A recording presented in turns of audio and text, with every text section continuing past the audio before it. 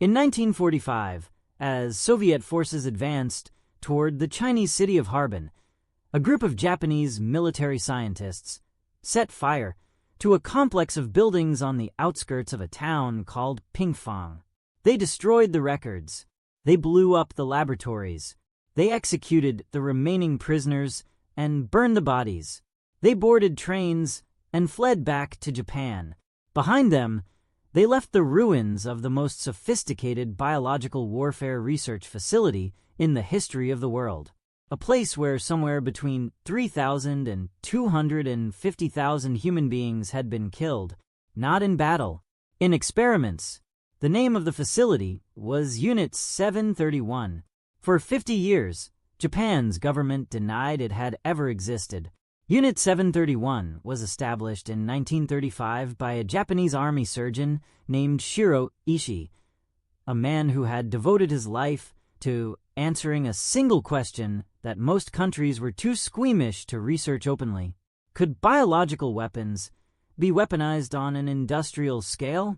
Could disease be turned into a tool of warfare as reliable and controllable as a bomb? Ishii was not a fringe figure or a rogue actor. He was a respected military officer with connections at the highest levels of the Imperial Japanese Army.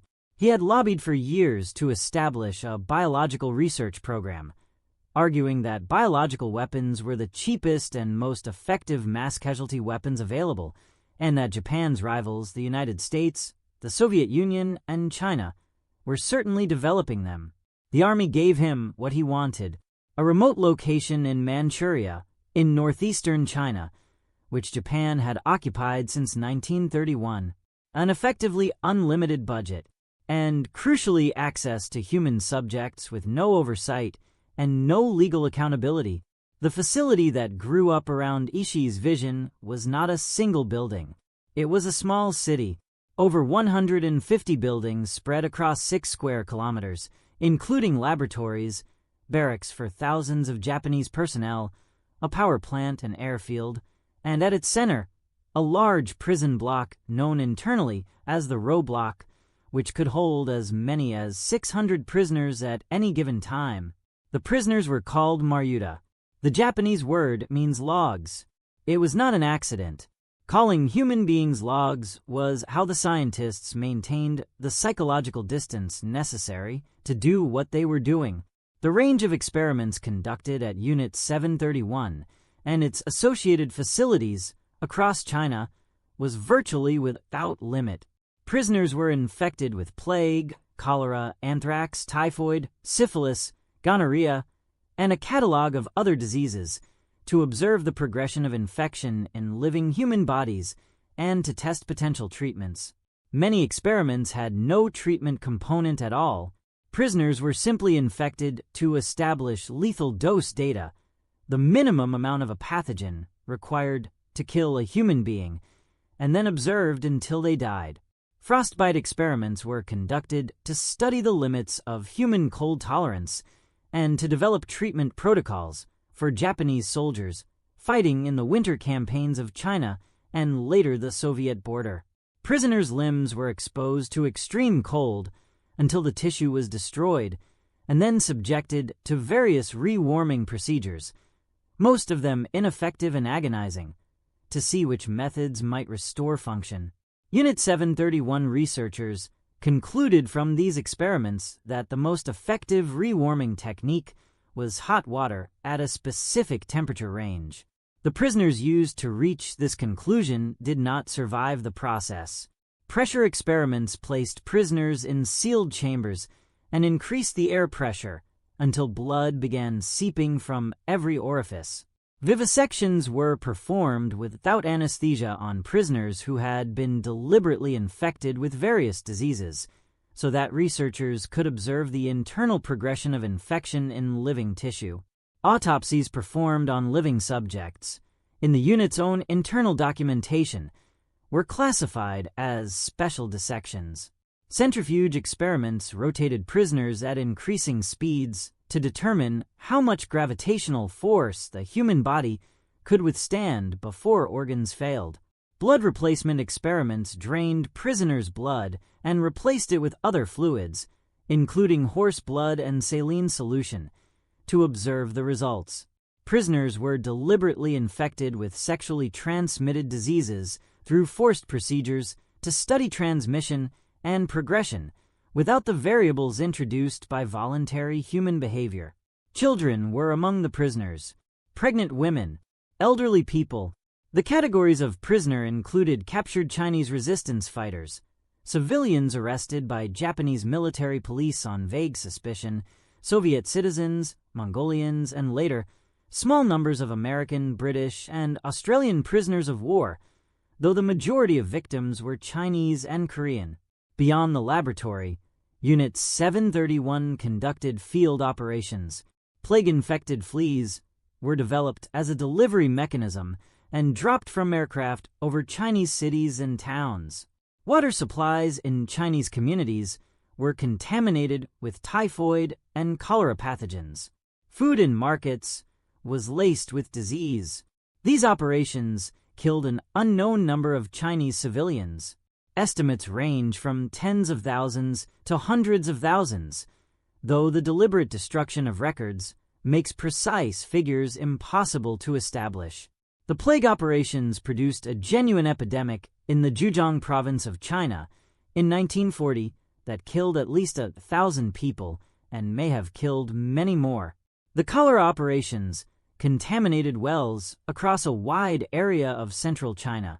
In one documented operation in 1942, researchers airdropped ceramic containers loaded with plague-infected fleas over multiple Chinese cities simultaneously, an early attempt at a coordinated mass biological weapons attack. By 1945, Unit 731 had developed and refined delivery mechanisms for at least a dozen major pathogens. It had established procedures for mass production of plague, anthrax, and cholera at scales sufficient to affect entire cities. One internal plan, never executed, called for attacking the continental United States with balloon bombs carrying plague-infected fleas, targeting the West Coast, taking advantage of the Pacific jet stream that Japan was among the first nations to systematically study. When the Soviet Union declared war on Japan in August 1945 and Soviet forces began advancing into Manchuria, the order came to destroy everything. Ishii convened the surviving personnel and reportedly told them they would carry the secret of what had happened at Pingfang to their graves. The prisoners were executed, buildings were demolished, animals kept for research were released or killed. The main complex was blown up, personnel scattered across China by various routes, most of them ultimately making it back to Japan. The destruction was not complete. Soviet forces captured some personnel and some partial documentation. Soviet investigators would spend months piecing together what had happened from the ruins and from the testimony of captured Japanese soldiers and scientists. In 1949, the Soviet Union conducted the Khabarovsk war crimes trial, putting 12 captured Unit 731 personnel on trial and convicting them of war crimes. The sentences ranged from 2 to 25 years of hard labor. The Western Allies were not invited to participate in the Khabarovsk trials. There was a reason for that. In the months following Japan's surrender in August 1945, American military intelligence had also been investigating Unit 731.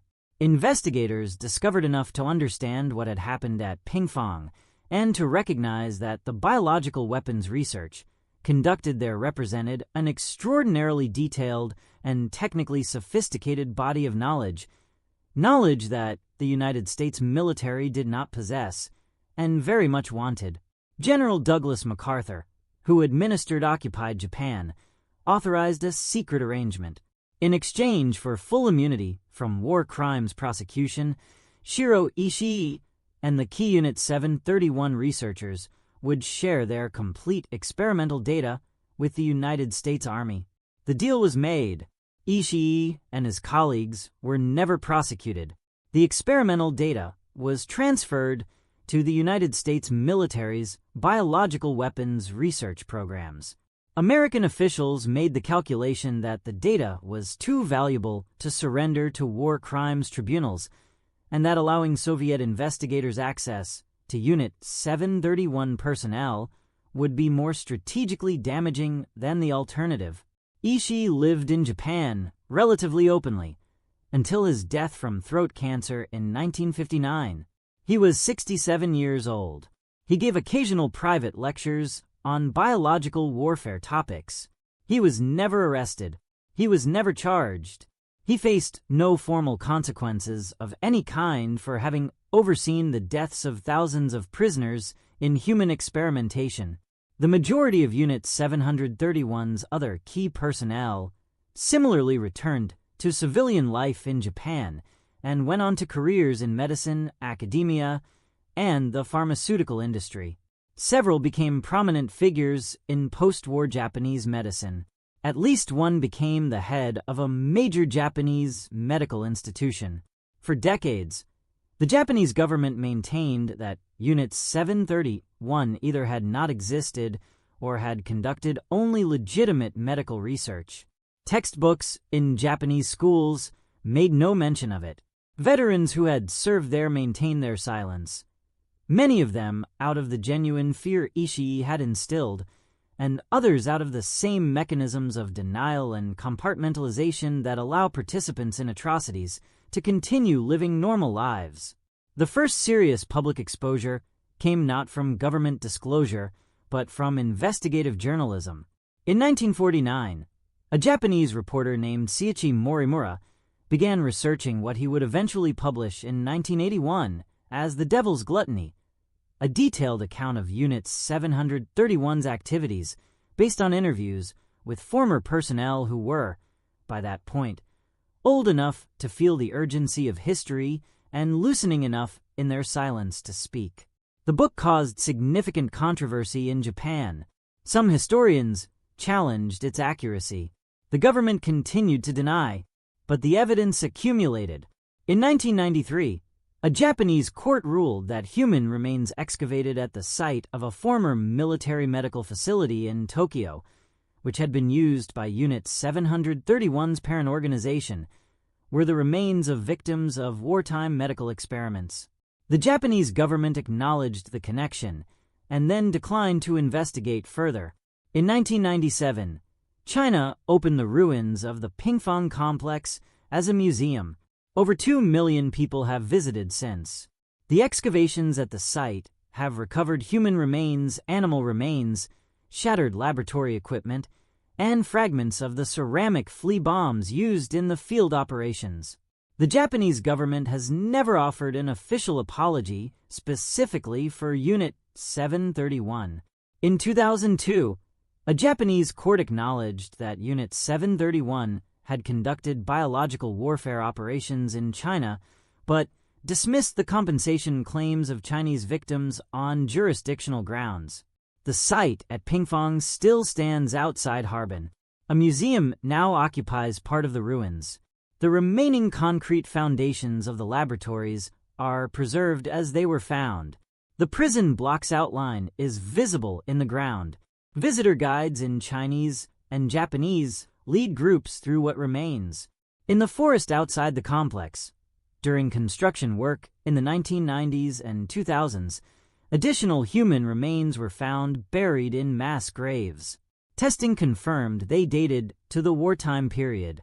The identification of individual victims has proven essentially impossible, since the prisoner records were among the documents burned in August 1945. The names of the people who died at Unit 731 are almost entirely unknown. The records that might have contained them no longer exist. What remains is the physical evidence of what was done to them, the ruins of the place where it was done, and the accumulated documentation of how the people responsible for it walked free into comfortable post-war lives, protected by a deal that traded the immunity of war criminals for the contents of their notebooks. Shiro Ishii is buried in a family grave in Chiba Prefecture in Japan. The grave is unmarked.